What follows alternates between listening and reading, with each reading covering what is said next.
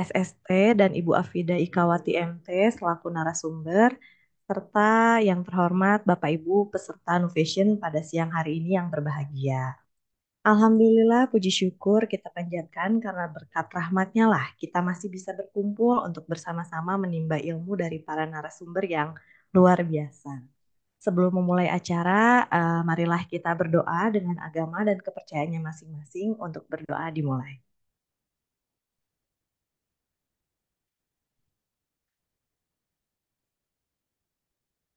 Ya, berdoa selesai. Sebelum memulai acara, perkenankan saya, Ana Nur Fadilah selaku MC, pada siang hari ini untuk membacakan susunan acara. Yang pertama ada pembukaan, yang kedua adalah menyanyikan lagu kebangsaan Indonesia Raya, yang ketiga arahan sekaligus pembukaan oleh Direktur DPFK atau yang mewakili, yang keempat ada pemaparan materi pertama dengan judul Cost Estimation and Financing of for Decommissioning yang akan disampaikan oleh Bapak Abdul Rahim Iso SST. Kemudian dilanjutkan dengan pemaparan materi kedua dengan judul Project Support and Management Approach for Nuclear Security Upgrade Projects yang akan disampaikan oleh Ibu Afida Ikawati MT. Selanjutnya sesi tanya jawab dan penutupan. Memasuki agenda berikutnya, marilah kita bersama-sama mendengarkan lagu kebangsaan Indonesia Raya.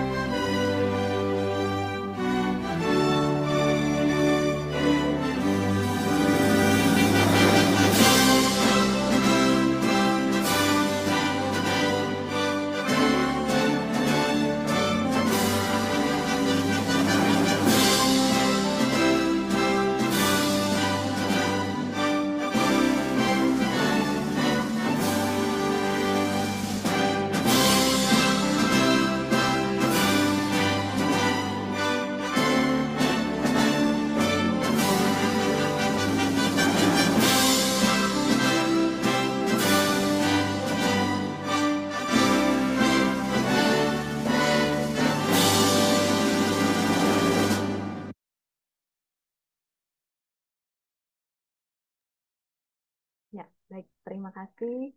Uh, Selanjutnya arahan sekaligus pembukaan acara Nuvation kali ini yang akan disampaikan oleh Bapak Dr. Muhammad Subekti selaku Direktur DPFK atau yang mewakili kepada Bapak Iso dipersilahkan.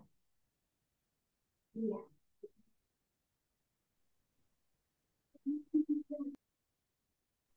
Pak Iso.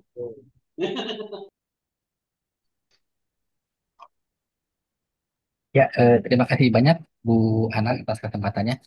Dalam kesempatan kali ini saya mewakili Pak Direktur DPFK, Pak Muhammad Subekti, yang belum dapat bergabung dengan kita. Ingin menyampaikan terima kasih banyak kepada rekan-rekan yang sudah memfasilitasi jalannya agenda kegiatan New Fashion ini. Tiada lain dan tiada bukan bahwa kegiatan ini dapat juga saling berbagi ilmu, di mana beberapa rekan-rekan yang sudah lebih tahu ataupun lebih memahami tentang pengalaman-pengalaman yang ada hubungannya dengan bidang keterangan nukliran dapat berbagi dan saling mengisi satu sama lain, yang sehingga nanti ke depannya bisa menjadikan DPFK lebih maju, lebih matang dan juga lebih berkualitas. baik SDM maupun peralatannya. Terima kasih banyak atas kesempatan kali ini. Mohon dapat disimak dan dicermati oleh rekan-rekan semuanya kesempatan yang sangat berharga ini, yang sehingga kita semuanya nanti bisa saling mengisi satu sama lain atas kepemahaman yang disampaikan oleh para pemateri. Mungkin demikian Bu Ana. Oh, berarti setelah dapat 6. Ya, terima kasih. Assalamualaikum warahmatullahi wabarakatuh. Waalaikumsalam warahmatullahi wabarakatuh. Terima kasih Bapak untuk sambutannya. Selanjutnya izinkan kami melakukan dokumentasi kegiatan. Dimohon kepada Bapak dan Ibu untuk menyalakan kamera Zoom-nya.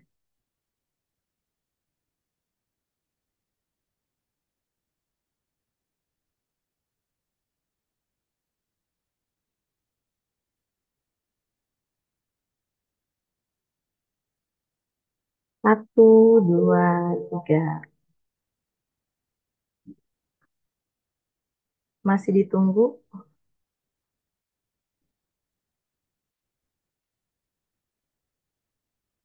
Satu, dua, tiga. Slide berikutnya. Satu, dua, tiga. Baik. Terima kasih Bapak Ibu. Baik.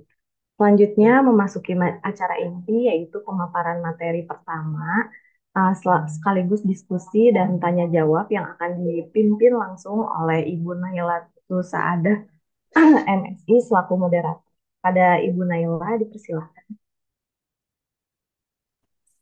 Terima kasih Bu Ana. Assalamualaikum warahmatullahi wabarakatuh. Bapak Waalaikumsalam Ibu, warahmatullahi wabarakatuh. suara saya terdengar jelas ya. Terdengar. Terdengar Bu. Baik, pada kesempatan Mi Passion kali ini ada dua presentator atau pemapar, yaitu pertama adalah Pak Abdul Rahim Isuswarso, yang kedua adalah Bu Afida Ikawati. Mohon maaf tidak ada ini ya, tidak ada sharing CV ya, karena saya juga tidak memegang CV masing-masing, tapi insya Allah sudah pada kenal ya. Pak Abdul Rahim Iso dan dan Bu Afida Ikawati. Langsung saja mungkin untuk mempersingkat waktu yang diberikan.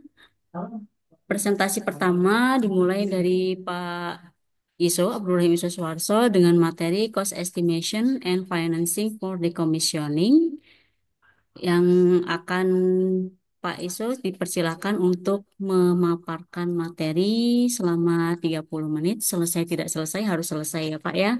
Nanti untuk sesi tanya jawab kita taruh di akhir saja. Jadi pemapar pertama Pak Iso, kemudian dilanjutkan pemapar kedua Bu Afida Ikawati. Setelah itu baru dibuka sesi tanya jawab. Baik, dipersilakan kepada Pak Abdul Rahim Iso Suwarso untuk memaparkan materinya. Terima kasih banyak Ibu Naila atas kesempatannya. Dalam kesempatan kali ini saya akan mencoba memaparkan apa yang pernah saya dapat pada saat saya mengikuti pelatihan bersama Ibu Neni Ratnawati. Ini terlihat ya, Bu Nanai. Aman, Pak. Jadi pelatihan ini adalah pelatihan Interregional Training Course yang sudah kami ikuti di Afrika Selatan selama 1 minggu. Materinya adalah Cost Estimation and Financing for Decommissioning. Khususnya yang jadi objek untuk pembahasan kali ini adalah tentang remediasi tailing atau tambang. Jadi kami mengikuti agenda tersebut atas persetujuan dari Pak Direktur sebelumnya. Ini adalah topik bahasan yang akan saya sampaikan untuk kurang lebih 30 menit ke depan. Ada tujuan, pelaksanaan, agenda kegiatan, para pesertanya juga yang mengikuti, referensi, pendahuluan, proses penghitungan biaya, estimasi biaya, dan juga rangkuman ataupun penutup. Jadi tujuan dari kegiatan yang kami ikuti ini adalah kegiatan untuk eh, melatih para peserta dalam mengestimasi biaya, khususnya tentang elemen dan metodologi, pengembangan untuk pembiayaan, dan juga mekanisme untuk pengadaan terkait proyek remediasi lingkungan. Jadi yang tadi saya sampaikan bahwasanya kita melakukan pendekatan untuk perhitungan biaya, estimasi biaya untuk remediasi tambang yang ada di Afrika Selatan sebagai objeknya. Jadi selama 1 minggu di tanggal 25 sampai 29 November, saya dan Ibu Neni mengikuti pelatihan di Afrika Selatan, tempatnya di Centurion di Afrika Selatan, dan kunjungannya kita melakukan kunjungan ke tambang Ergo, yaitu tambang emas yang ada di Bakpran. Dan di agenda ini terselenggara atas kerjasama dari regulator body dari Afrika Selatan dan IAEA.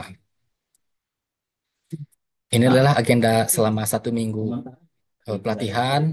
Ada Mr. Horst sebagai IAEA representatif dan juga ada 2 orang expert. Ada Pak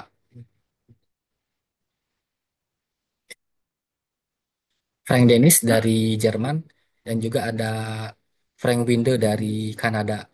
Jadi hari pertama pematerinya adalah Pak Horst menyampaikan beberapa bahan tayangan khususnya tentang overview dari pelaksanaan kegiatan yang akan kita ikuti 1 minggu ini dan juga konsep untuk remediasi lingkungan berkaitan dengan decommissioningnya dan juga perkenalan terkait exercise.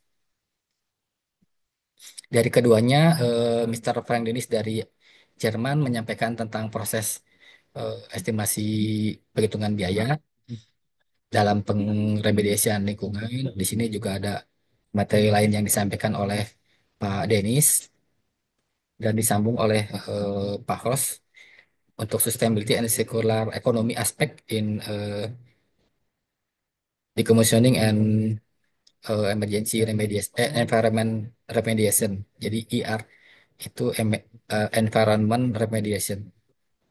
Di hari ketiganya ada eh, perkenalan ke program ASDC oleh Mr.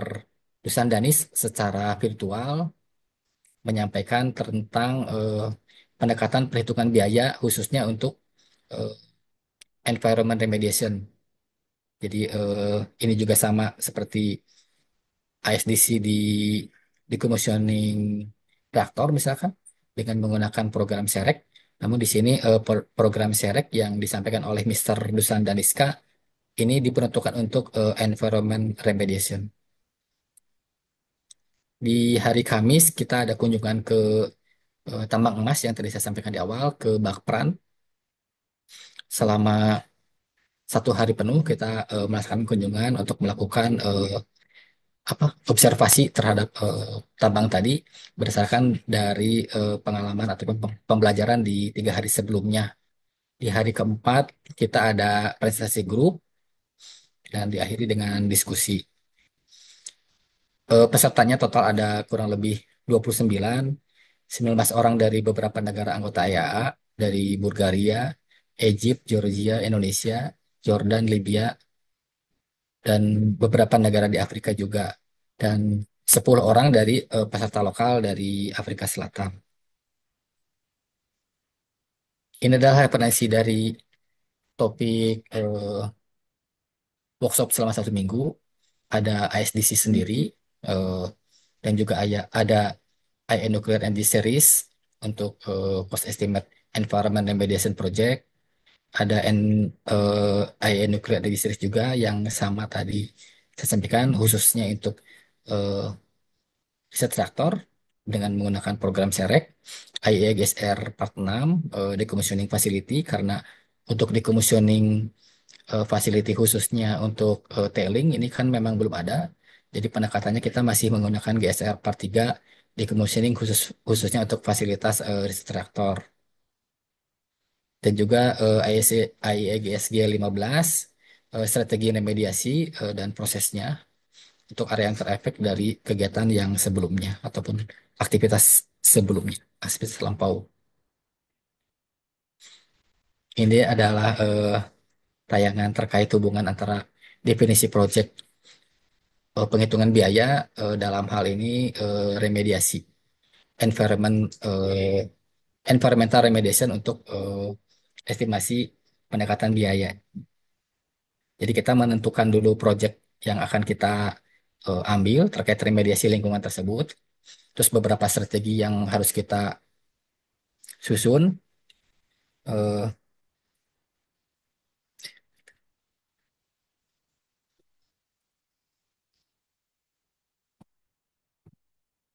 ada beberapa strategi yang harus disusun, mulai dari mendefinisikan teknologi remediasi yang akan kita gunakan, eh, quality dari kualitas data dari set yang akan kita remediasi, eh,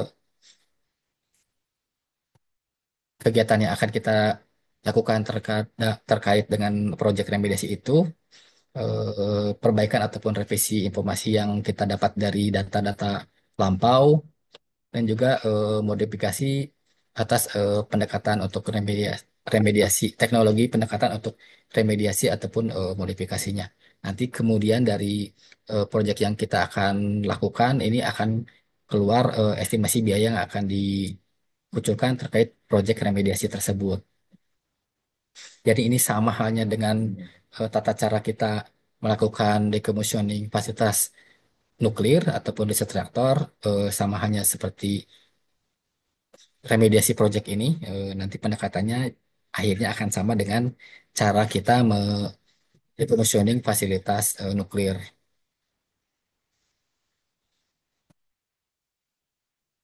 Jadi remediasi ini diketahui menjadi suatu standar IAEA di mana eh, segala pengukuran yang mungkin bisa kita keluarkan untuk dapat mengurangi paparan radiasi berhubungan dengan kondisi kondisi yang ada di kondisi terkini yang ada di lapangan hubungannya dengan kontaminasi. Jadi kita ingin mengurangi potensi resiko paparan radiasi yang mungkin masih ada tersisa di lahan bekas yang sudah kita tinggalkan tersebut agar apa tidak mencelakai para pekerja yang bekerja di sana maupun masyarakat yang tanpa sengaja masuk ke area bekas tambang tersebut.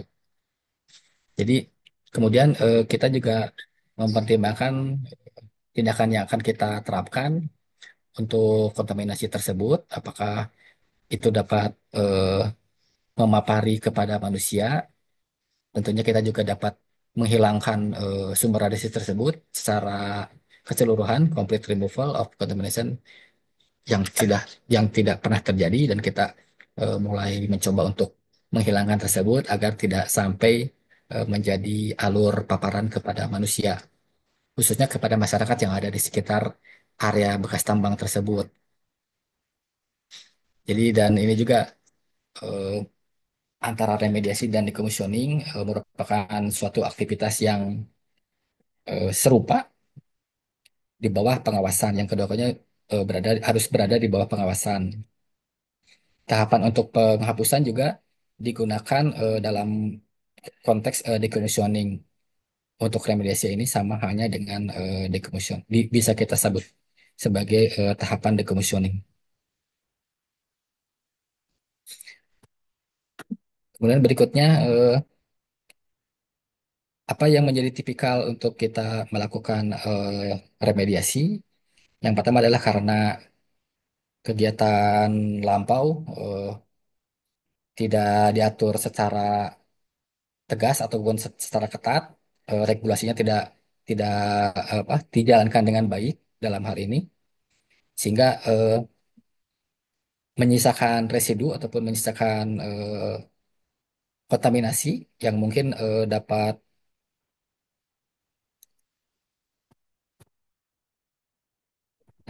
membahayakan kepada masyarakat, yang mungkin bisa juga kita pertimbangkan mulai dari kegiatan ini dimulai penambangan ataupun penggilingan apa, bahan-bahan untuk tambang yang tanpa disadari bahwasanya dari bekas tambang tersebut mengandung radioaktif alam yang tanpa disadari juga oleh para pekerjanya itu dapat mengontaminasi kepada mereka. Hal ini terjadi karena eh, kurang tegasnya pengawasan. Terus kemudian juga karena keberadaan si sumber radioaktif itu cukup lama dan berkepanjangan, sehingga bisa menimbulkan kecelakaan yang tidak terduga yang tidak dikelola secara mandiri ataupun secara memadai. Jadi karena pemaparan ini yang tanpa disadari dari kegiatan aktivitas penambangan ataupun pencucian bahan tambang, ini dapat mengakibatkan pemaparan radiasi yang konon berkepanjangan, yang sehingga dapat menimbulkan kecelakaan dan hal ini tidak terkelola secara memadai dalam penanganan bahan tambang ataupun bahan sisa pencucian tambang tersebut. Dan radioaktif sisa yang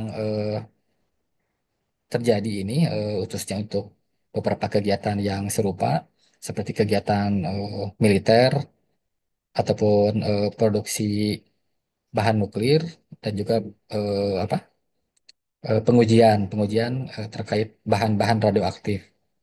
Jadi ini semuanya adalah lingkupan yang kemungkinan besar nanti bisa kita lakukan remediasi. Remediasi ini sama halnya dengan decommissioning yang terjadi di suatu fasilitas nuklir. Kita juga sama halnya dengan decommissioning, kita mendefinisikan tujuan akhir and set yang harus kita tentukan dari sejak awal kita menentukan remediasi tersebut. Kita harus juga mendefinisikan radioactive waste management. Dari sisa remediasi ini akan kita simpan kemana, dan beberapa bahan-bahan yang mungkin bisa kita gunakan kembali, ini kontrolnya harus sejauh mana. Jadi penggunaan dari decommissioning activity ini eh, sama hanya dengan remediasi merupakan suatu final step untuk decommissioning dari fasilitas. Jadi istilah decommissioning di sini sama hanya dengan decommissioning yang terjadi di suatu fasilitas tenaga nuklir.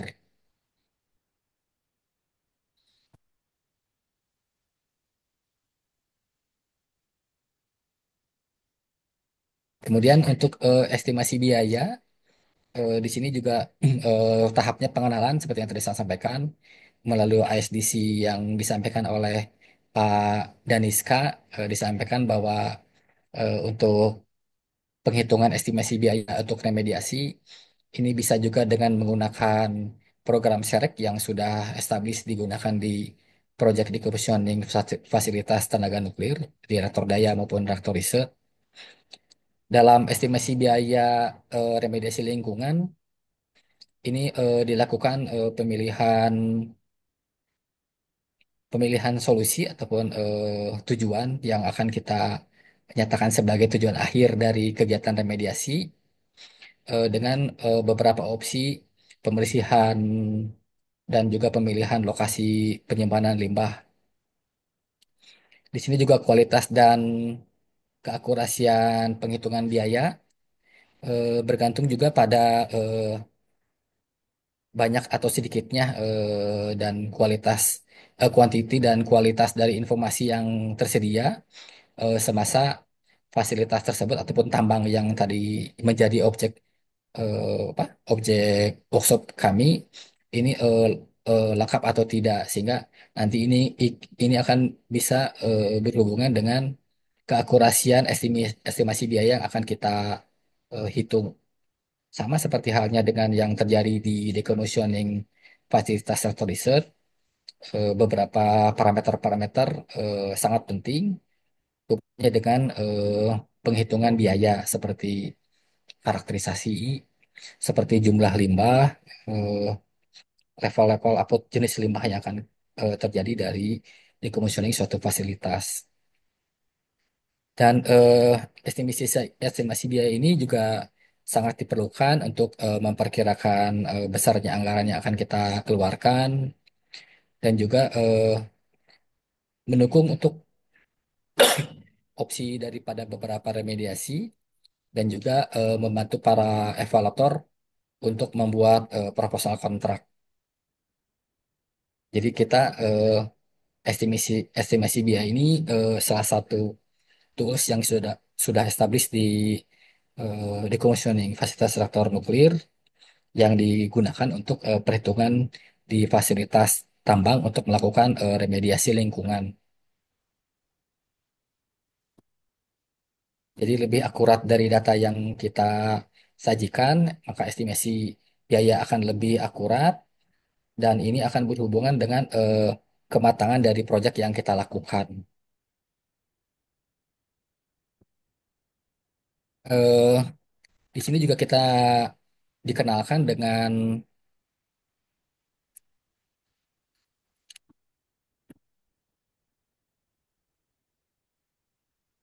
cara untuk mengembangkan estimasi biaya. Kita pertama harus mendefinisikan dari alternatif yang akan kita lakukan, beberapa opsi-opsi yang akan kita lakukan untuk meremediasi sisa tambang.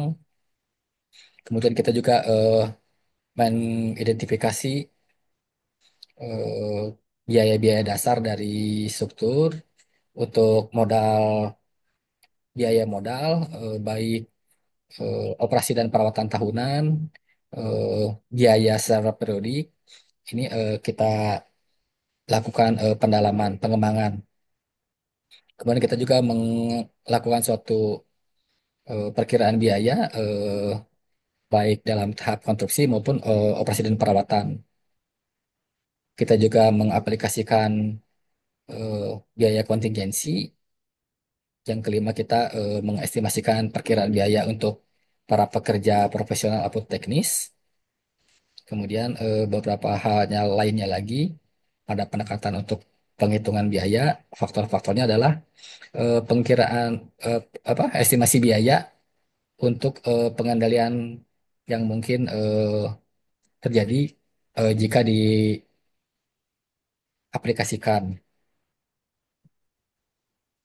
Terus juga kita melakukan analisis nilai yang saat ini, di mana ini bisa juga menjadi pertimbangan-pertimbangan ke depan apabila nanti kita eskalasikan proyek ini dilaksanakan di tahun yang akan datang.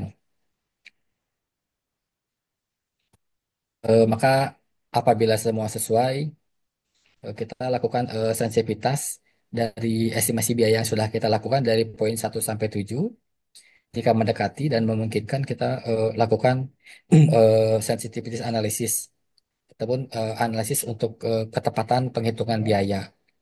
Kemudian yang terakhir setelah kita melakukan sensitivity analysis, maka kita melakukan review estimasi. Jadi semua perkiraan-perkiraan yang sudah kita dekatkan yang sehingga muncul estimasi biaya, kita review lagi terkait estimasi-estimasi dari poin 1 sampai poin 7 ini yang menjadi acuan untuk penghitungan biaya remediasi bahan apa sisa tambang yang dilakukan.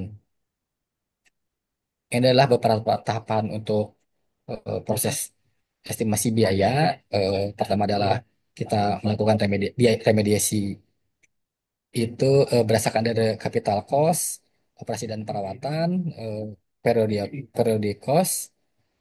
Beberapa hal lainnya adalah kita harus eh, melibatkan budget jangka panjang, pendekatan budget untuk ke depannya, karena berkaitan dengan perawatan yang akan mungkin dilakukan dari remediasi yang kita lakukan. Beberapa tahapan yang kita lakukan mulai dari screening, eh, parameter establish yang kita hitung, tujuan dan juga perkiraan estimasi biaya. Ini meliputi dari pendekatan biaya yang meliputi robust dan juga kita definisikan melalui lingkup kegiatan, mengembangkan biaya pengembangan di mana kita juga memperkirakan data data-data data dasar untuk penghitungan estimasi biaya ini valid atau tidak, akurat atau tidak. Ini bergantung dari kelengkapan dan juga keakurasian data yang ada, dan kita level confidence dari jangkauan untuk perhitungan biaya, uncertainty juga kita harus juga definisikan, kontingensi juga kita harus dekatkan untuk pendekatan estimasi biaya.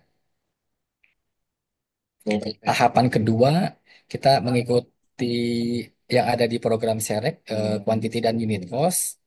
Ini juga semuanya ada di fitur SEREC yang dikenalkan oleh Pak Daniska melalui tayangannya disampaikan bahwa kalkulasi kuantiti sangat mendukung untuk estimasi biaya dan harus didokumentasikan. Unit cost seperti capital cost, operasi dan perawatan, biaya operasi dan perawatan, dan biaya pemantauan periodik, ini juga bisa menjadi salah satu dasar penghitungan biaya yang harus kita ikutkan juga sebagai salah satu unit faktor. Dan juga direct cost dan indirect cost ini juga kita asumsikan terjadi di eh, pemilihan SEREK dalam penentuan cost estimate.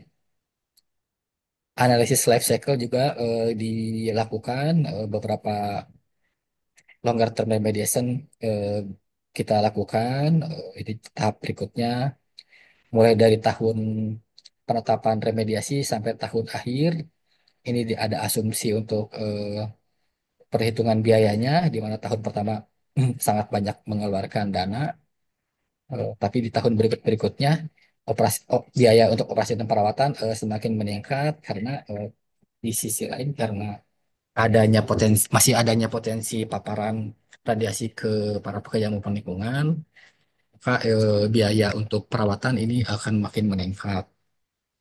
Beda-beda pada saat tahun nol, karena ini lebih banyak untuk mendismantling fasilitas, maka biaya operasi dan perawatan long term periodik ini tidak ada, masih nol. Tapi setelah kita melakukan dismantling di tahun pertama, maka tahun berikutnya barulah muncul biaya untuk operasi dan perawatan.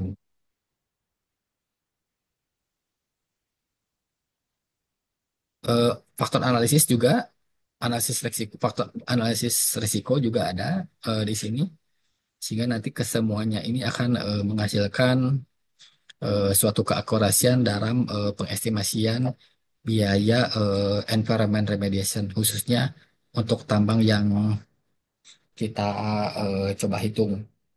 Review dan verified ini di tahap 5 setelah semuanya kita hitung. Hasil dari estimasi biaya harus direview oleh independen yang tersertifikasi.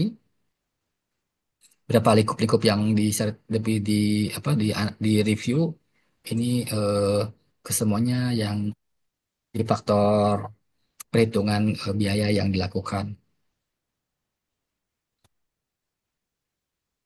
Pada kesimpulan kali ini bahwasanya perkiraan biaya yang dilakukan ini, kehandalan dan keakurasian ini tergantung pada sumber dokumen atau sumber data yang ada di dalam fasilitas sebagai dasar untuk perhitungan biaya. Dan juga untuk menghasilkan estimasi biaya yang handal dan akurat, eh, ini diperlukan perencanaan-perencanaan yang baik. Terus dalam kegiatan remediasi lingkungan, perkiraan biaya berbeda dengan perkiraan biaya decommissioning, di mana untuk biaya decommissioning berdasarkan dari dokumen SEREK yang dikenalkan oleh Daniska, dengan struktur ASDC ini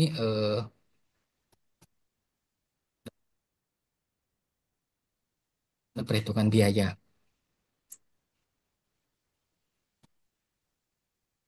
Sedangkan untuk kegiatan remediasi eh, belum punya program seperti halnya SEREK yang digunakan untuk decommissioning fasilitas tenaga nuklir, namun baru dikenalkan ASDC SEREK khusus untuk remediasi lingkungan.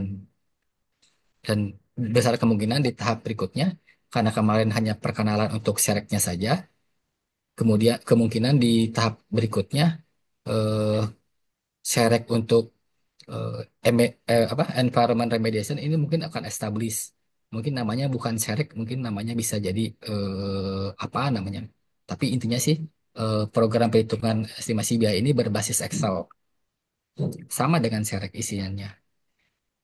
Tapi isinya mungkin apa namanya mungkin berbeda. Jadi demikian yang bisa saya sampaikan.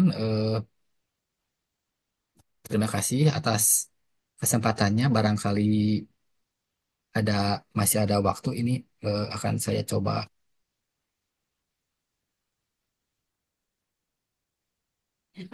Baik, Pak Iso, terima kasih. Masih ada sisa waktu 3 menit, tapi kita sesuai agenda awal ya. Kita lanjutkan dulu ke presenter Oh kedua, iya, yaitu Bu barangkali Afifah tadinya Kawati. mau di tadinya mau disetelin video video Oh, oh, apa hmm, video. kayaknya nggak cukup Jadi ya. 3 menit, Pak. cukup. Oh ya, oh berarti cerita aja. Jadi yang Baik, tiga pengalaman menit ya, Pak kami ya. oh ya siap. Jadi pengalaman kami kemarin itu kami mendatangi eh, suatu tambang sisa galian emas di Bakpran. Itu beberapa lahannya sudah banyak yang dialihfungsikan. Yang tadinya lahan untuk pengendapan tailing itu sekarang berubah menjadi lahan yang sangat luas yang digunakan untuk solar panel. Jadi di sana itu ada panel surya yang luasannya itu sangat-sangat luas, yang itu bisa digunakan untuk me- apa memenuhi kebutuhan listrik di daerah sekitar, dan juga ada beberapa lahan yang digunakan sebagai gardu listrik, dan kedua daerah tersebut eh, merupakan daerah sisa tambang galian emas dan kondisinya itu terbatas saat itu, sehingga kami pun juga masuk ke sana dengan perizinan yang sangat ketat karena walaupun itu areanya area untuk peruntukan umum, solar panel cell ataupun gardu listrik induk yang keduanya itu merupakan eh, untuk memenuhi kebutuhan masyarakat yang notabene untuk masyarakat banyak, tapi karena itu merupakan sisa tambang galian, maka area yang semestinya menjadi area umum ini menjadi area yang terbatas dan terproteksi. Mungkin demikian yang mungkin saya bisa sampaikan. Videonya nanti bisa menyusul. Apabila ada pertanyaan, dipersilahkan. Terima kasih, Bu Nanai. Assalamualaikum warahmatullahi wabarakatuh. Waalaikumsalam warahmatullahi wabarakatuh. Terima kasih banyak Pak Iso atas presentasinya yang cukup komprehensif ya Pak ya. Mungkin kita bisa lanjutkan dulu ke presenter kedua yaitu Bu Afida Ikawati. Apakah sudah ada di ruang Zoom Bu Afida? Ada, Bu. Sudah ada, sudah siap ya PPT-nya? Siap. Baik, Hmm. siap. Waktunya 30 menit ya Bu ya. Ya, baik. Baik, Terima kasih. dipersilakan Bu. Saya izin share screen sebentar. Hmm.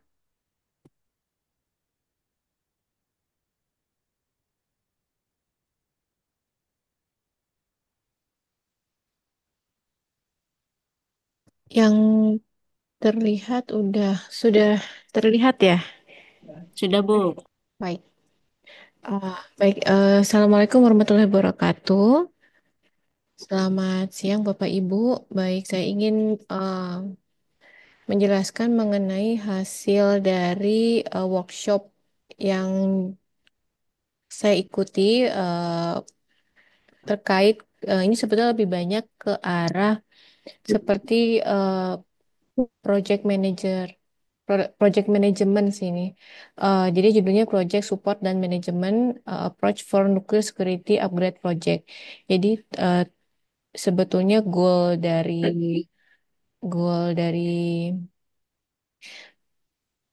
workshop ini adalah untuk eh,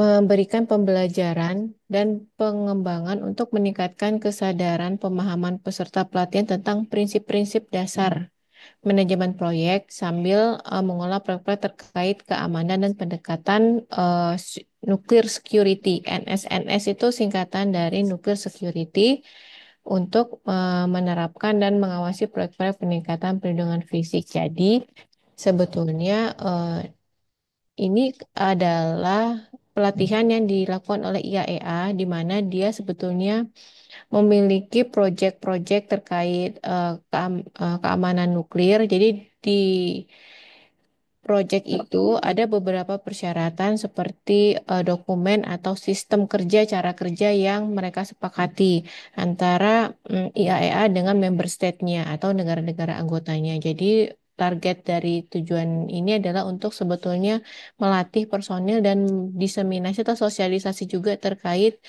standar-standar yang mereka gunakan.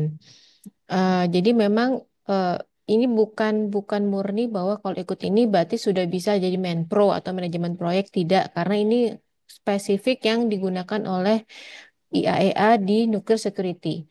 Nah, sedangkan seperti kita tahu kalau IAS sendiri itu kan ada keamanan, ada keselamatan, ada beberapa banyak sistem kerjasama, ada TC dan segala macam. Nah, kalau ini memang khusus yang terkait nuclear security. Dan ini adalah buku atau manual yang bisa digunakan untuk negara anggota untuk memenuhi persyaratan-persyaratan atau dokumen. Jadi selama pelatihan itu dilakukan kita pelatihan 5 hari, ini kita banyak diajari terkait bagaimana pelaksanaan project management di IAS sendiri. Nah, ini beberapa penjelasan terkait peluang kerjasama terkait IAEA untuk asistensi untuk upgrade dari proteksi fisik. Jadi sebetulnya mereka bisa membantu negara anggota atas permintaan. Jadi kita memang harus mengirimkan dokumen resmi ke mereka, melakukan kontak secara resmi, lalu mereka bisa membantu di penyediaan peralatan, bisa di pelatihannya, atau secara kunjungan teknis, expert mission cukup sering, lalu pemeliharaan melalui kontrak.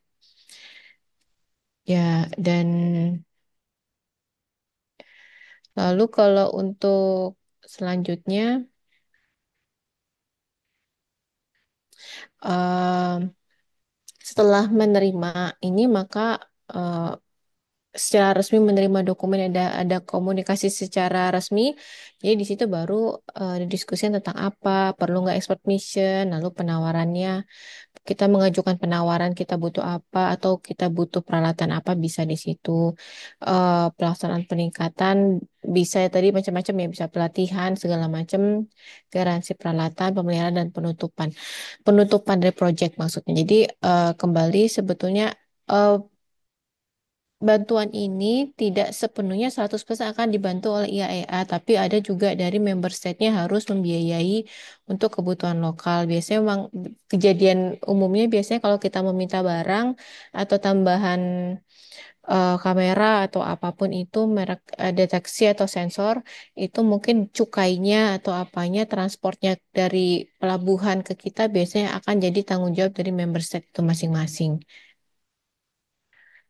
Baik, lalu oh, kalau untuk ekspor bisnis sendiri, memang mereka akan kembali seperti kita pahami bersama, memang sistemnya mereka hanya memberi saran dan iya itu kan saran ya, jadi akan tetap mengikuti peraturan yang berlaku di kita di nasional, secara nasional, ancamannya apa, DBT-nya, lalu kira-kira yang terkait yang memang dibutuhkan yang di mana. Lalu mereka mungkin akan melaksanakan survei lokal. Ini sepertinya sudah cukup sering kita lakukan ya untuk beberapa agenda. Menurut saya juga di Serpong juga sudah ada kerjasama dengan USDOE, dengan IAEA juga cukup sering, bahkan mereka juga punya lab yang hasil kerjasama mungkin seperti ini, saya tidak tahu lab di Serpong itu dari USDOE atau dari IAEA seperti yang proyeknya NSNS ini. Lalu juga dan di sini ada yaitu kembali di sini ada pendekatan manajemen proyek yang memang disepakati, makanya di pelatihan ini kami dilatih untuk membuat ada 3 dokumen besar, tapi kita di selama 5 hari difokuskan untuk satu dokumen selama pelaksanaan dan controlling untuk selama pelaksanaan proyek ini. Dan ini mungkin ada beberapa dokumen dokumentasi seperti pernyataan pekerjaan atau state of work, ini ada beberapa.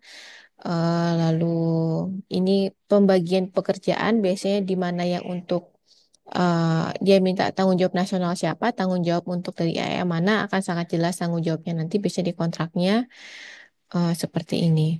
Lalu ini beberapa persyaratan biasanya yang diminta di awal untuk penawaran atau kerjasama ini. Jadi ada prakualifikasi penawaran, tutup proposal, lalu jadwal-jadwal tertentu ya, lalu kegiatan teknis lainnya, dan terakhir ada kontrak. Lalu untuk implementasinya memang bisa terkait punya kontraktor di lapangan, lalu di implementasinya seperti itu nanti ada sampai dari commissioning, setelah terima garansi dan sampai pemeliharaan. Setahu saya bukan cuma IAEA, USDOE juga ada sampai pemeliharaan dan juga ada garantinya juga kalau nggak salah. Oke, baik. Itu mungkin penjelasan yang cukup penjelasan pendahuluan yang cukup panjang. Jadi sebetulnya kembali saya jelaskan di presentasi ini saya akan menjelaskan beberapa saja dari yang materi disampaikan secara general saja. Jadi yang pertama tentu terkait manajemen proyek itu sendiri secara garis besar. Jadi memang secara garis besar manajemen proyek itu tentu meliputi dari skala perencanaan, pelaksanaan tentu dengan pengendalian atau controlling, lalu ada penutupan. Jadi ada tiga itu yang utama. Kalau bisa kita lihat di sini terkait perencanaan itu apa saja. Jadi kayak kalau kita menyusun makalah tentu ada kayak abstraknya. Jadi tentu dibutuhkan kayak ringkasan kecil dari proyek yang mau kita mau apa, tujuannya apa, lalu skala kerjanya seperti apa dan banyak hal lainnya. Pembagian tanggung jawab, butuhnya berapa, budgeting, risknya seperti apa, resikonya, metodenya dan seperti itu. Lalu kalau untuk scope-nya tentu kembali kalau untuk scope kita lihat dari funding yang ada, duit yang ada, ini karena IAE sendiri juga pasti dari proposal kita akan dikirimkan ke donatur. Dari donatur itu yang akan duit itu tergantung dari donatur itu kita akan dapat berapa dan itu akan kita gunakan dan disesuaikan dengan nanti untuk skop pekerjaan. Jadi ini dibatasi oleh tiga hal, ada biaya, waktu, dan kualitas dari eh, proyek yang diharapkan ini. Ini ada beberapa contoh, mungkin ini sudah cukup umum ya. Ternyata memang kita diajarkan ada metode pakai WBS, Work Breakdown System. Jadi memang ini bisa digunakan untuk menentukan skop pekerjaan kita yang kita akan terima apa. Jadi kita bisa menolak nantinya atau mungkin dari pihak sana pada saat pengerjaan ternyata ada resiko ada sesuatu di luar skop ini mereka bisa menolak karena biasanya di awal dokumen planning di awal akan diminta detail. Jadi scopingnya apa yang dilakukan dan apa yang tidak sangat jelas. Dan mereka juga minta milestone, juga ada waktu ya persis seperti project management ada waktu, ada kecapai keberhasilan di mana, ada eh, timelinenya seperti itu. Dan di sini juga sudah jelas ada pekerjaan, waktu, dan ada biaya. Jadi ada tiga item sudah disebutkan di sini. Dan ini kalau untuk yang pada pelaksanaan, tadi kan ada tiga prinsip ya, perencanaan yang tadi udah selesai, yang ini ada untuk pelaksanaan dan controlling. Pelaksanaan controlling tentu ada beberapa teknik yang bisa digunakan. Ini bisa kayak waktunya, schedule-nya tadi BBS sudah disampaikan, keuangannya bagaimana, resikonya bagaimana, quality controlnya bagaimana, sistem komunikasi dia seperti apa, pelaporannya seperti apa, lalu testing dan commissioningnya, pelaksanaan setelah terimanya, pengecekannya seperti apa. Ini sudah umum pada proyek pada umumnya sebetulnya. Jadi memang intinya adalah dalam hal ini ada dokumen penting. Jadi kita dokumentasi itu penting. Baik, sudah selesai untuk yang secara prinsip. Sekarang terkait dari NSS project prosesnya sendiri seperti apa. Jadi kalau dari IAEA sendiri memang mereka membagi jadi 4 tahap. Jadi kalau tadi kan secara prinsip tiga ya awalnya manajemen proyek itu perencanaan, pelaksanaan dan controlling lalu penutupan. Sedangkan kalau di IAEA mereka membagi menjadi empat. Jadi dari awal itu untuk pendefinisian proyeknya dan persetujuannya itu dulu. Jadi itu mungkin proposal awal. Kalau sudah oke, jadi kedepannya akan ada kemudian adalah project initiation dan planning. Jadi inisiasi atau awal pelaksanaan dan perencanaan proyek. Setelahnya ini kurang lebih sama, jadi pelaksanaan dan controlling atau pengendalian dari milestone dan pelaksanaan proyek itu. Lalu ada penutupan proyek atau closure, project closure. Nah, kalau di sini bisa dilihat secara grafik dibuat seperti ini. Jadi memang kalau eh, preparasi memang di awal di definition sama approval. Nah, selanjutnya untuk report, review, replan semuanya ada di pelaksanaan, ada di perencanaan dan di pelaksanaan dan controlling, lalu penutupan. Jadi ini sebetulnya tahapan, tapi kalau secara siklus dari namanya kegiatan project secara umum bisa kita lihat pada pelatihan diberikan 3 contoh sih. Ini dari beberapa contoh manajemen project. Jadi bisa ada yang dimulai dari menginisiasi, lalu merencanakan, melaunch, melaksanakan, lalu perform atau controlling, lalu penutupan.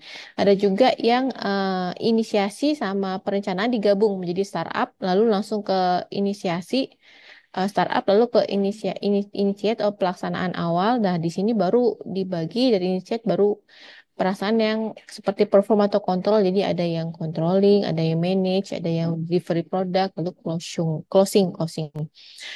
Lalu kalau yang ketiga ini ada yang istilahnya mungkin sama kayak initiate atau startup, tapi dia menggunakan istilah konsep. Lalu untuk istilah perencanaan atau yang startup juga mereka dia menggunakan istilah definition. Lalu dari definisi mendefinisikan dia lari ke implementasi. Dari implementasi baru handover dan close out atau penutupan ini. Jadi ada tiga contoh yang dikasih. Lalu dari IAEA sebetulnya mereka membuat siklus sendiri kalau memang mau terkait mengikuti dari NS projectnya mereka.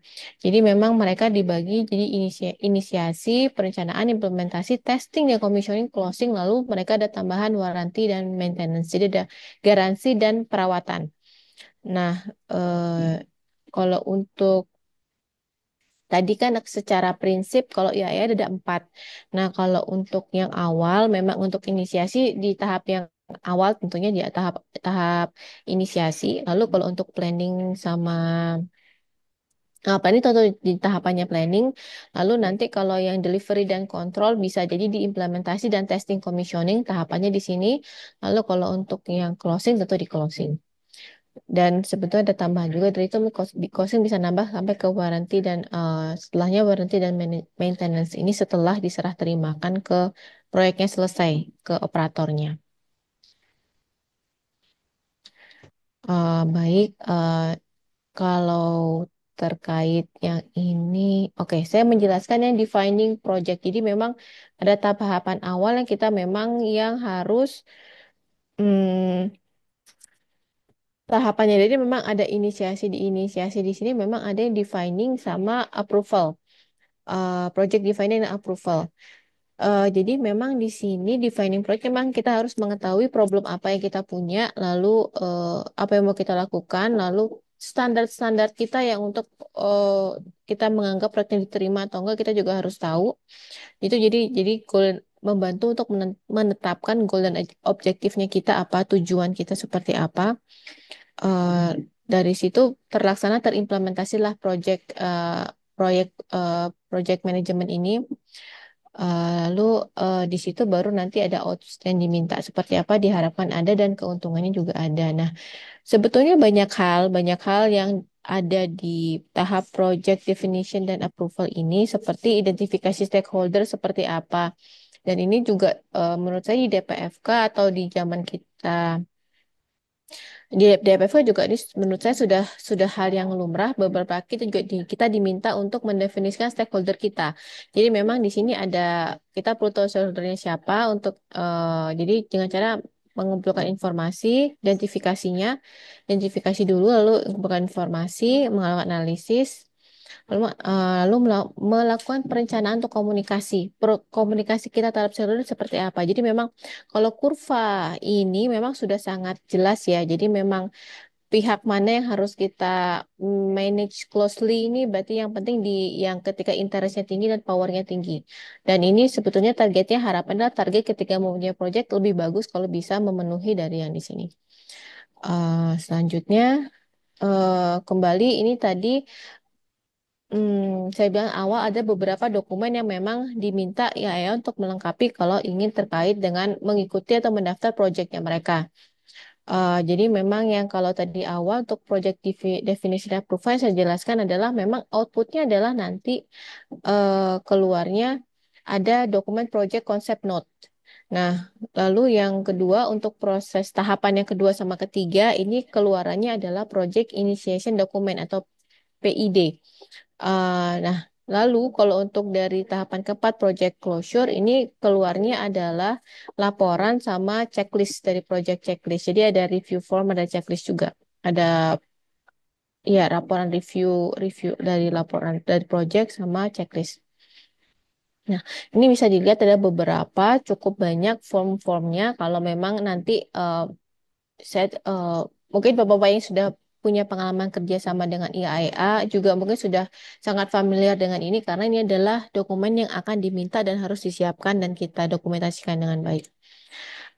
Baik, jadi memang kalau selanjutnya kalau yang eh, contoh kembali kan tadi ada member state manual booknya ya. Jadi kalau di manual booknya bisa dilihat kalau untuk PCN sendiri memang targetnya dia harus define project, lalu risknya, stakeholdernya gimana, lalu gain formal approval for the project. Nah ini memang kalau mungkin kalau untuk kita ketika minta kerja sama dengan BRIN, apakah mungkin sampai kepala BRIN mungkin levelnya ataukah cukup sampai kepala diri deputi diri atau boleh cuma direktur saja. Nah, ini yang seperti ini approval ini dimaksud. Lalu kalau dari dokumen awal ini dapat approval eh diharapkan nanti proyek akan dimulai dan berjalan dan diakhiri di sini juga kembali ada post project review, ada syarat-syarat untuk penutupan dan tanggung jawab selanjutnya setelah selesai proyek seperti apa. Di sini, nah ini di sini di pelatihan 5 hari pada saat workshop, memang ini yang kami dilatih untuk membuat dokumen project initiation dokumen. Jadi memang terdiri dari item-item yang bisa dilihat di manual book ini. Jadi memang kami dilatih untuk coba membuat introduction seperti apa, setting goal sama objektif seperti apa, belajar membuat scope dari project seperti apa, constraint seperti apa, asumsi seperti apa. Constraint maksudnya batasannya seperti apa, lalu batasan dari kita seperti apa, lalu asumsinya yang diharapkan ada ekspektasi-ekspektasi tertentu atau kondisi tertentunya seperti apa yang diharapkan, resiko, lalu bagaimana kita controllingnya ini, milestone-milestone-nya seperti apa, timeline memang diajarkan seperti itu. Eh cukup banyak sebetulnya. Lalu hmm, mungkin itu gambaran besarnya terkait project definition dan approval dan beberapa gambaran output-output dari 4 tahap yang ada ini. Jadi sebetulnya dari 4 tahap ada tiga output dokumen nanti yang keluarnya kan secara besar. Oke, baik selanjutnya ke bagian yang project inisiasi projectnya sama perencanaannya. Nah, kalau untuk inisiasi atau awal project dan perencanaannya ini tentu memang akan banyak lebih besar lagi dokumennya seperti saya sampaikan tadi cukup besar. Jadi memang skupnya memang lebih besar lagi. Di sini memang kita diminta bisa bisa menetapkan isu manajemen. Apa ada potensi masalah apa sih sebetulnya yang mau kenapa harus ada project ini, masalah apa yang mau diselesaikan sebetulnya. Lalu eh, berarti itu ada perubahan. Kalau dan dalam dalam project pun itu nanti tidak mungkin tidak akan ada perubahan. Tidak akan ada perubahan dari pelaksanaan kah, schedule waktu kah, atau dari resiko, ternyata ada resiko baru yang muncul, atau bahkan pergantian eh, pekerja proyek atau manajemen. Nah, ini nanti kita sudah mulai juga harus bisa menuangkan itu di kontrol kontrol untuk terkait perubahan. Lalu quality kontrolnya seperti apa dan progress reportnya. Jadi sebetulnya besarnya mungkin selain yang berapa ini ada 8 ya. Selain ada 8 objek ini mungkin ada besar-besar empatnya tuh di sini. Dan ini memang nanti eh, memang ini dokumen perencanaan, tapi akan tetap masih digunakan manjang sampai ke pelaksanaan dan controlling implementasi ketika proyek sudah berjalan sampai sebelum ditutup. Ini dokumen hidup sebetulnya akan terus digunakan. Lalu tadi ada terkait membahas risk ya, risk management plan karena terkait juga nanti terkait controlling dari perubahan dan juga kontrol di quality control. Jadi di sini juga mereka sudah punya skema atau cara bekerja SOP bagaimana untuk prosesnya pelaksanaan. Jadi tentu saja kalau untuk ketika proyek yang kita tetapkan, tentu kita harus mulai mengidentifikasi resiko dan saya yakin di sini sudah sangat umum dengan ini karena tidak hanya di manajemen proyek tapi juga di kegiatan bisnis as usual atau yang operasional rutin kita juga kita menggunakan ini. Jadi ini bukan sesuatu yang aneh. Jadi ada identifikasi, menganalisis, mengevaluasi, lalu bagaimana kita memperlakukan ini? Kita mau mengganti dia, mengeliminasi, mensubstitusi, atau mau seperti apa? Itu juga untuk apa sini juga akan ada teman-teman yang terlibat di manajemen risiko dan itu juga ada banyak persamaan antara yang diajarkan di IAIA dengan yang sudah kita lakukan sekarang untuk manajemen risikonya. Uh, lalu untuk strateginya dan mereka karena ini berbicara project, jadi memang mereka kalau ada perubahan cukup harus di detailing karena terkait untuk pertanggungjawaban segala macam. Jadi mereka kalaupun ada perubahan nanti, misalnya kita udah assessment ada evaluasi. Nah, kita harus menyampaikan ini ke MS ini member state kita sebagai negaranya ke stakeholdernya nanti. Lalu dari sini ada output kayak risk assessment form seperti ini. Nah, dan ini cukup bentuk dari Hmm, bentuk dari dokumentasi perubahan yang ada nanti. Kalau bentuk dokumentasi dari kegiatan yang kita lakukan, penilaian kita lakukan di sini. Kalau mau update juga kita bisa update, berarti akan ada nanti kembali list registernya apa, lalu kita kalau registrasinya kita disetujui, dia akan naik menjadi yang apa dokumen penilaian resiko seperti itu. Jadi mereka tidak ujuk-ujuk naik ke dokumen penilaian resiko, mereka ada pendaftaran resiko dulu yang nah di mana dari pendaftaran resiko ini resiko yang di-approve adalah yang naik ke penilaian resiko. Ini sama sangat sama dengan yang kita lakukan. Jadi tidak terlalu banyak. Saya rasa ini sangat mudah dipahami. Lalu kalau yang untuk project delivery dan control ini lebih yang tadi menetapkan target-target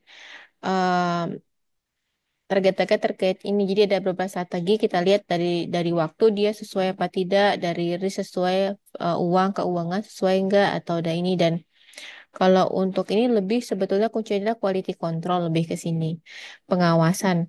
Jadi memang nanti ada rutin diminta progress report. Jadi memang ada beberapa yang kayak project statusnya nih jadwalnya gimana nih on schedule nggak lalu budgetnya gimana nih lalu work statusnya gimana nih seperti itu project listnya gimana masih sama atau masih akan udah ada perubahan lagi atau ada gimana seperti itu lalu banyak hal lagi ini saya review saja karena sebetulnya nanti di dokumennya kalau di googling juga sangat mudah di searching untuk manual booknya.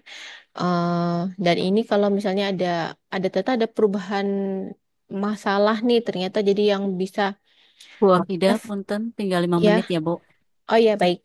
Jadi memang jadinya ketika ada tambahan ini bisa jadi menyebabkan di luar skop. Ketika udah ada tambahan di luar skop, maka berarti akan ada tambahan biaya dan segala macam. Jadi maka mereka akan ada dilakukan juga seperti nanti ini. Jadi pendataan-pendataan seperti ini dengan metode yang diidentifikasi lah, dievaluasi, lalu kita informasikan ke pihak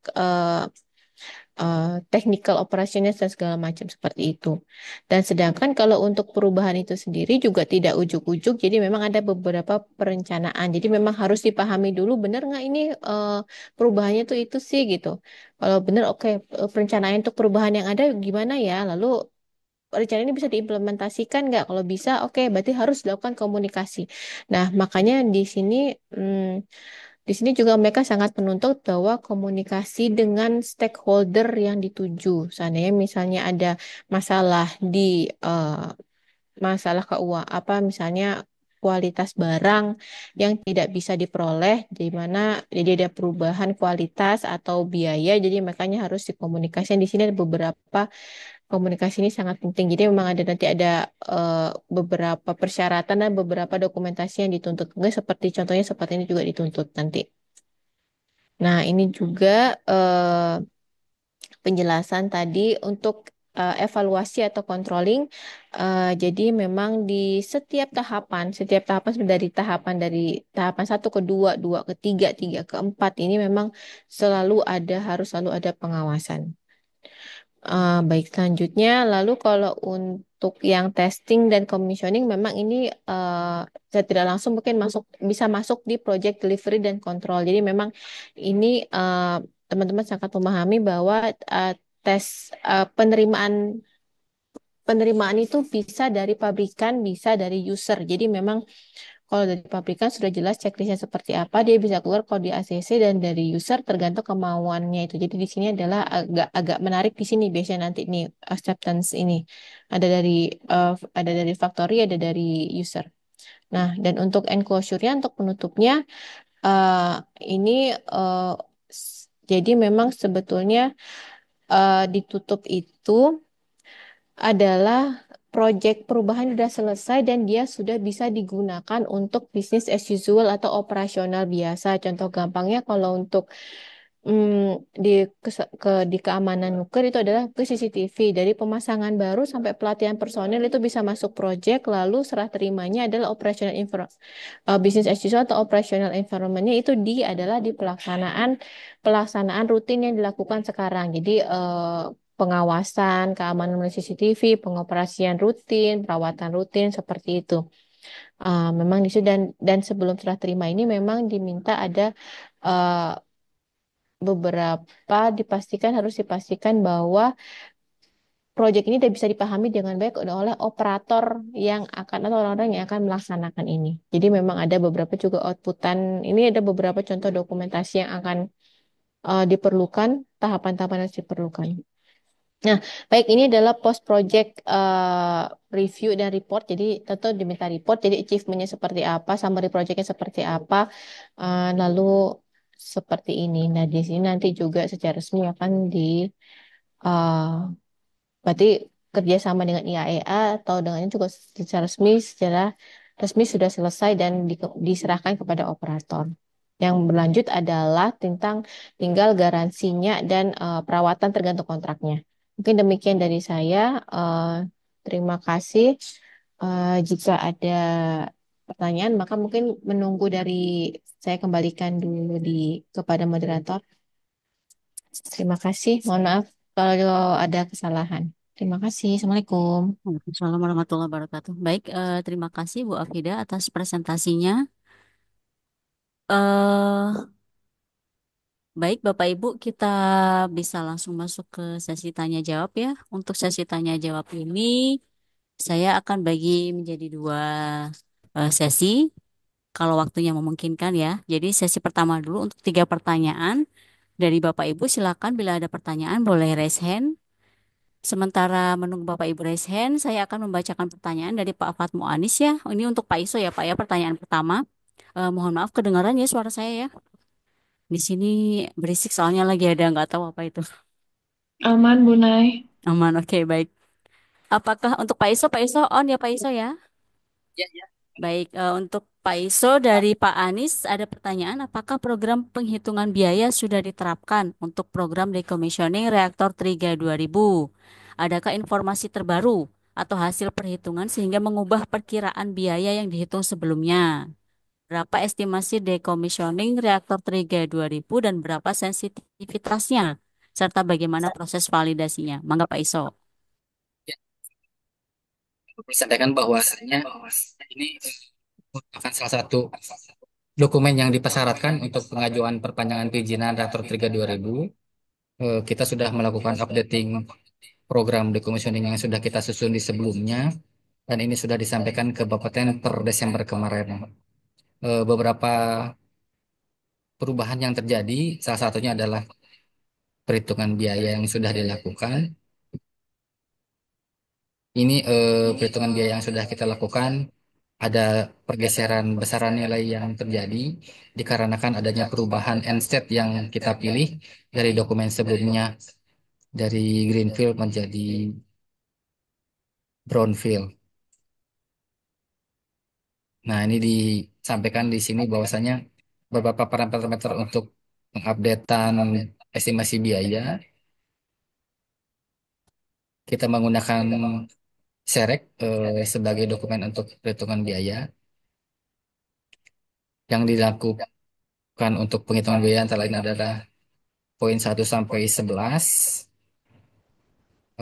Perhitungan lainnya adalah untuk yang buruh dan kemudian di akhir di dokumen yang sudah kita sampaikan ke Bapeten, beberapa perhitungan lainnya kita menggunakan tenaga kerja yang berasal dari tenaga BRIN. Jadi asumsinya besaran biaya upah yang dikeluarkan acuannya ke besaran gaji yang didapatkan oleh para pegawai BRIN yang akan terlibat di dalam kegiatan decommissioning. Besarannya sedikit banyak berubah. Saat ini besaran nilainya ada di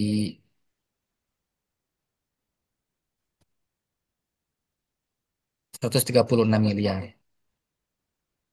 Mungkin Bu Neni bisa lebih mendetailkan jawaban yang disampaikan. Mangga Bu Neni.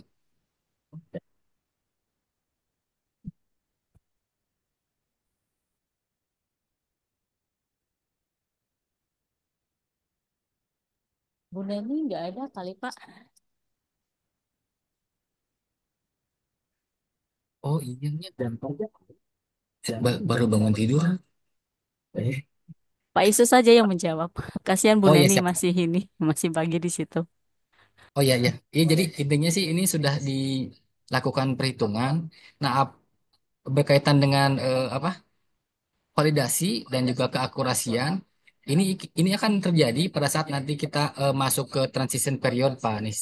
Jadi kita memang sebaiknya melakukan validasi dan sensitivity untuk estimasi biaya yang dilakukan di fase operasi. Namun idealnya ini dilakukan pada saat transition period. Jadi di transit period ini kita tidak diminta rencana umum decommissioning lagi, tapi dimintanya rencana final decommissioning yang akan dilakukan di fasilitas kita. Dan untuk di pengajuan perpanjangan ini kan kita menggunakan SEREC sebagai apa perangkat untuk penghitungan biaya seperti yang kita sampaikan di dokumen. Dan informasi terbaru terkait perubahan-perubahan yang ada, status akhir juga ini, dan hasil dari karakterisasi ini sangat-sangat banyak berhubungan dengan besaran nilai. Yang pasti besaran nilai dari yang sebelumnya dengan yang sekarang ini sudah banyak berubah kurang lebih 40% dari nilai sekarang. Ini salah satu faktornya adalah hubungannya dengan end state, hubungannya dengan realisasi yang dilakukan, lingkup kegiatan decommissioning, dan juga eh, besarannya limbah yang akan dihasilkan. Karena sering dengan berjalannya waktu, kategori limbah yang akan dihasilkan dari kegiatan decommissioning ini akan semakin meningkat di sisi yang intermediate level waste.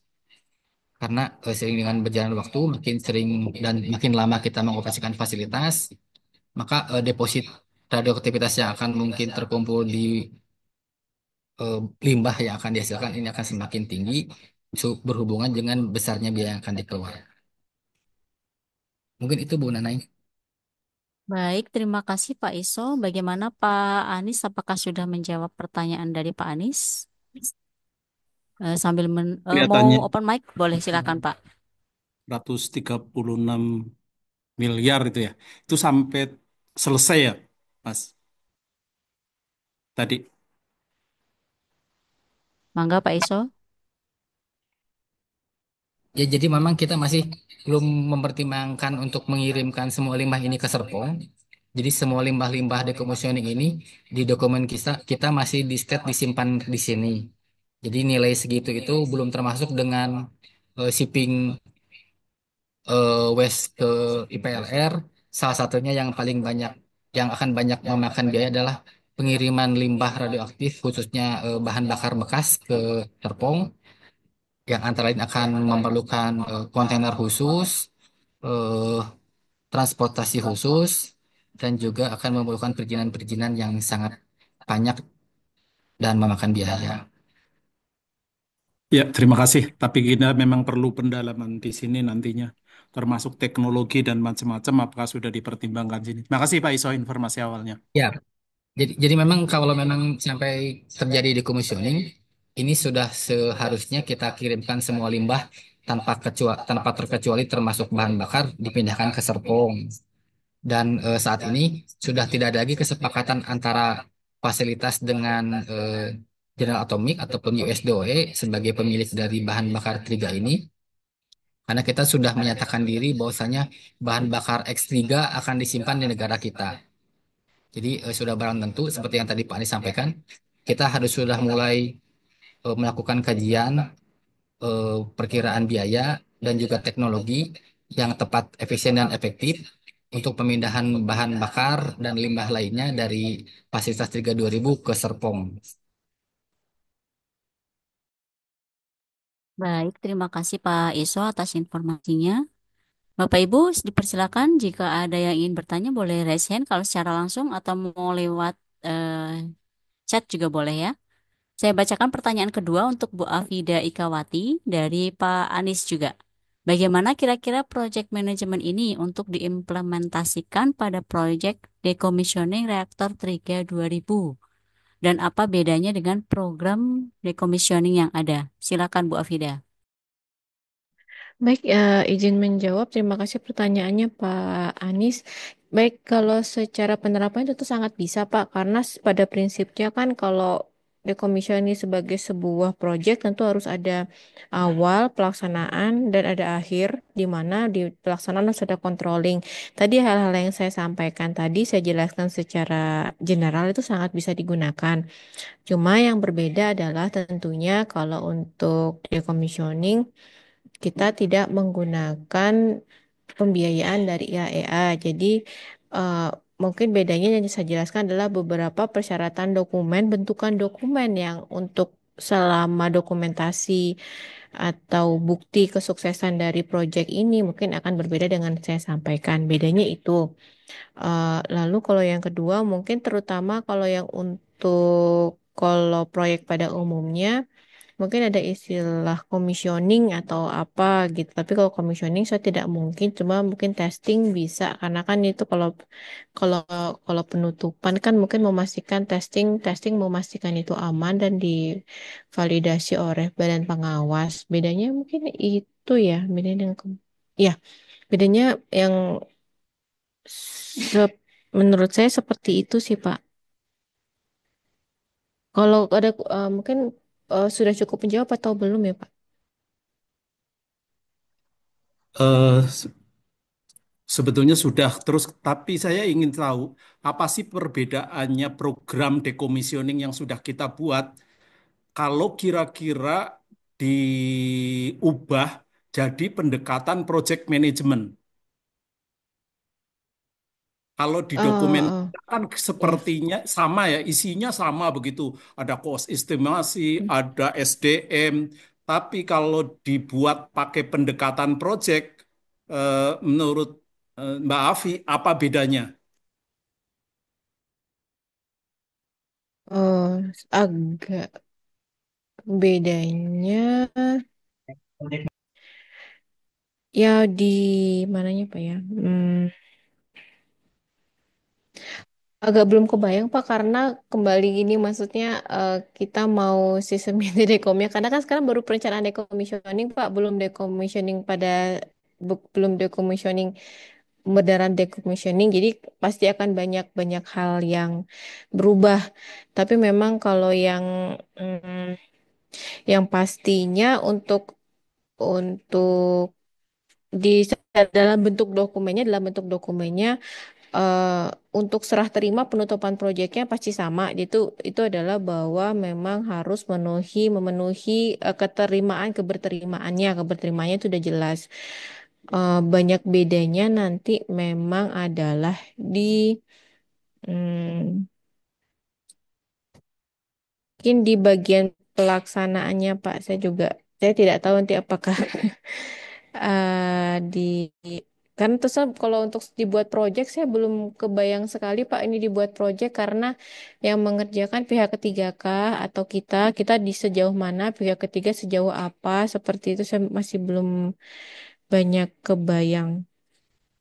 Mungkin mohon maaf kalau jawabannya kurang pas atau kurang jelas Pak. Atau dari Pak Isa mungkin kalau dari Dekomios, Ya, program Dekom coba kalau dibuat base ya kayak berbase project itu gimana Pak?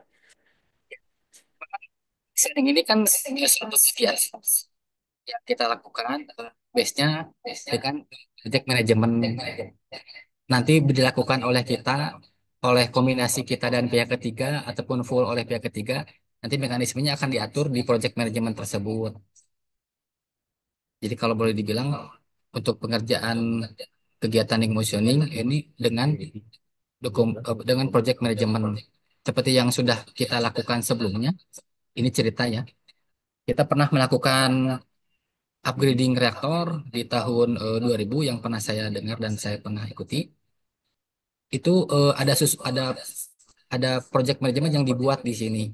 Ada ketua project, ada sekretaris, ada pengadaan, ada kepala teknisi, ada kepala administratif, dan juga reviewer ataupun apa sih istilah konsultan, manajemen konstruksi, namanya manajemen konstruksi. Nah, ini yang diterapkan oleh manajemen di dalam kegiatan upgrading kemarin. Jadi kalau boleh dibilang decommissioning dilakukan dengan project management. Jadi mungkin hampir sebagian besar sama ya Pak ya. Iya, karena kan upgrading kemarin kita disebutnya partial decommissioning.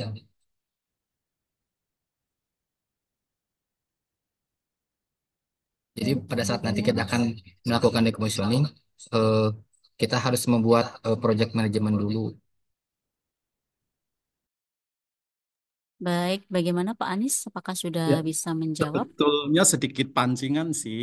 Jadi Pak Iso, dari program yang sudah ada, kita mestinya entah jangka waktunya kapan, perlu dibuat dokumen lagi, project management untuk decommissioning, begitu ya intinya. Kemudian Ya, kira-kira betul, mau Pak. apa, skenario-nya mau seperti apa, itu dibuat Ya, lagi. Jadi ya ini kelanjutannya walaupun kita sudah punya program tetapi untuk ya, pendekatan proyek kayak apa nanti ada konsultan perencana, ya, ada ini yang itu harus dibuat lagi tidak ya. cukup dengan program decommissioning itu kan Jadi, bukan perencanaan decommissioning sebetulnya program decommissioning yang ada. ya. Jadi terima Jadi kasih. kalau boleh boleh saya kasih masukan. Jadi dari beberapa fasilitas yang sudah menyusun rencana umum decommissioning, maka di tingkat lebih tingginya di upper level di direktorat misalkan nanti dibuat project management untuk menangani decommissioning akan dilakukan di masa yang akan datang dari fasilitas-fasilitas yang ada di direktorat ini. Baik, terima kasih Pak Iso atas jawabannya. Bu Afida juga ya. Eh, baik Bapak Ibu, saya memberikan kesempatan untuk satu pertanyaan lagi. Silakan untuk raise hand atau diketikkan di kolom chat.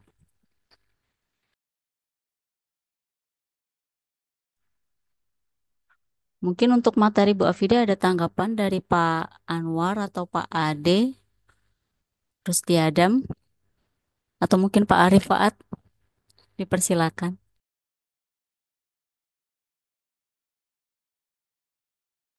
Mungkin mau nambahin sedikit, Bu. Memang Oh kalau iya materi boleh Mangga. saya sama materi Pak Iso, Teh Neni, Bu Neni, saya memang memang mungkin kesannya mungkin agak ngawang atau futuristik ya terlalu ke depan, tapi maksudnya itu memang suatu keniscayaan dan memang suatu saat mungkin mungkin untuk sekarang mungkin belum, kalau untuk operasional rutin atau bisnis as usual memang yang kita jelaskan tadi memang jarang ditemui sih Bu.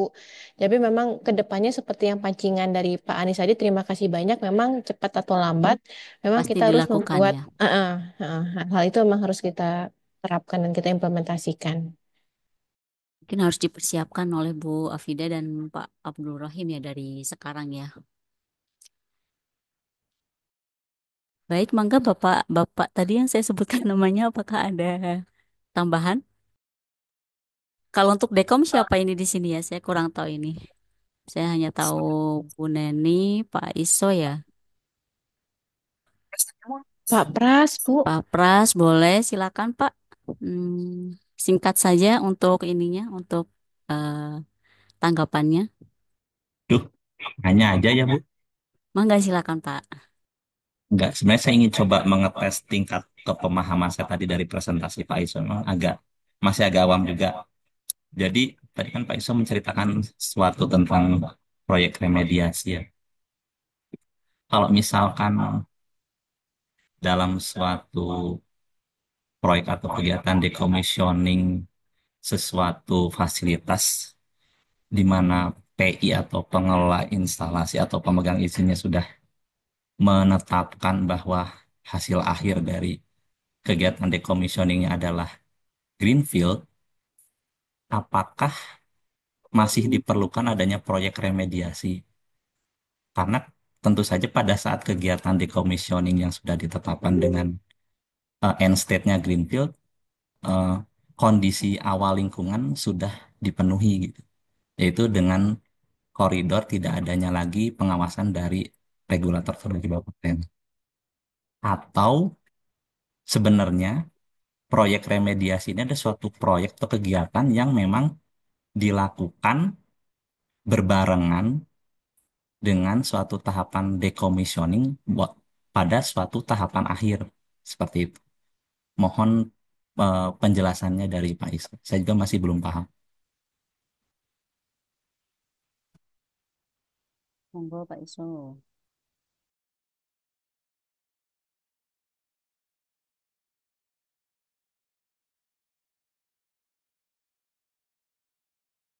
Halo Pak Iso. Nanya Pak, Pak Iso nanya. Oh, intonasinya kurang Ngobrolnya di berkesan. Zoom Pak, ngobrolnya. Oh ya, ya siap. Ini depan-depanan Bu, punten. Pas segala gitu, Mas. Nanya, Pras. Ya, jadi memang untuk remediasi ini tidak menutup kemungkinan juga dengan final state yang kita deklarasi, apakah itu greenfield ataupun brownfield, unrestricted lah sebutnya.